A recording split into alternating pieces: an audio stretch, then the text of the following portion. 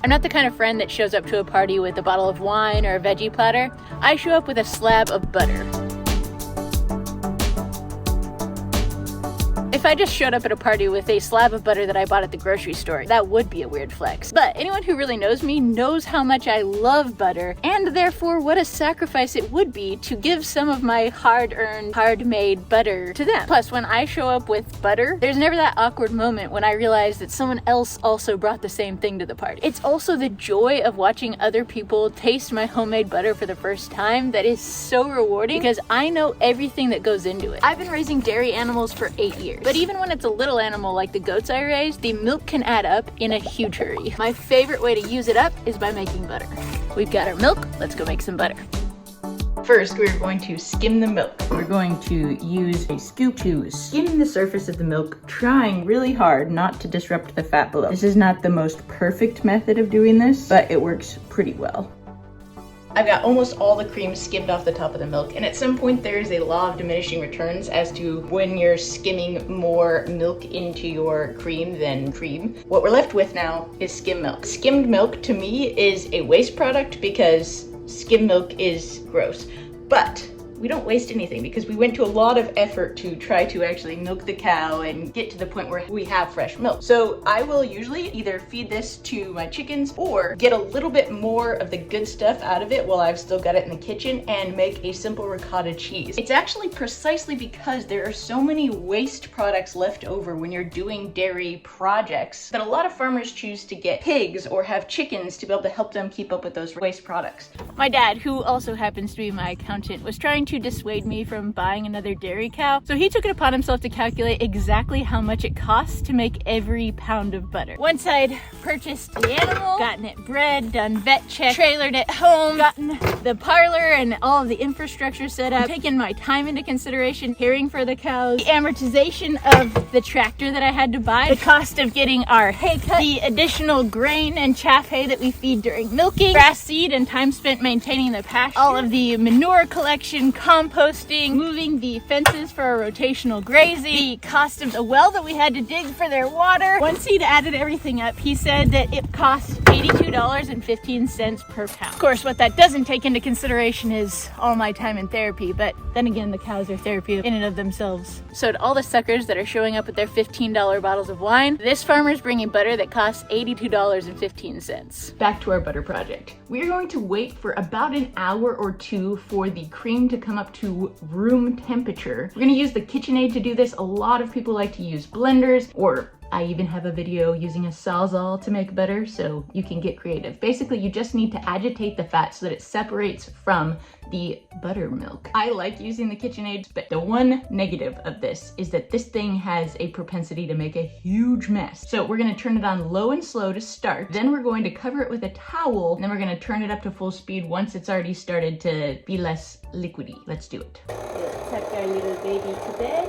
It's been about 3 minutes. Now we want to check and see. Oh, this, by the way, is exactly why we put the towel on this thing. So what we have right here is whipped cream, which is delicious in and of itself. But now we need to turn it on to high speed and whip it good until the butter chunks start to separate from the buttermilk. So we'll tuck our little baby back in and turn her back on high.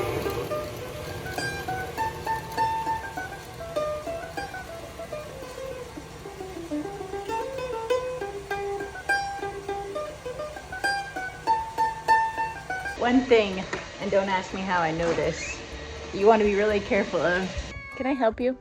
Is that your towel doesn't vibrate off and then you leave the room and come back 10 minutes later to find your kitchen looking like a scene from Dexter, except with butter.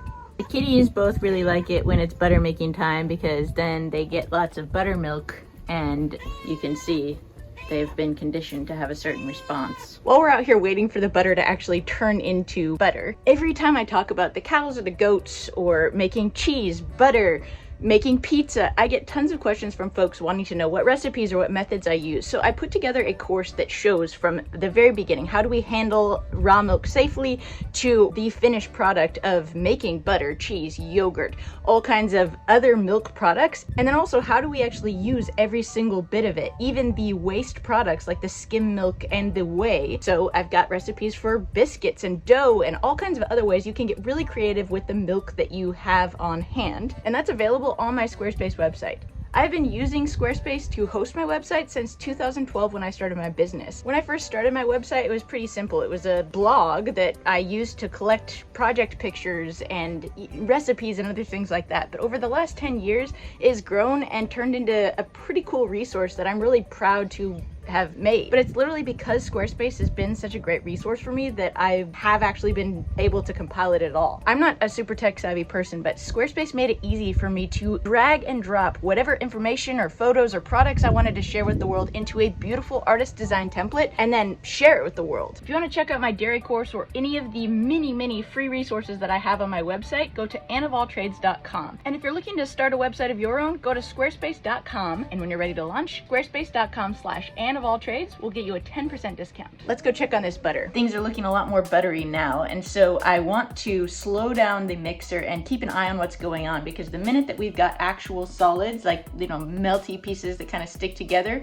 we want to drain it, then we're going to rinse it, but let's go low and slow to finish this off. It is at this point in the process where something totally insane happens. A lot of people wonder why milk is white and butter is yellow, and that's because of a chemical compound called beta-carotene.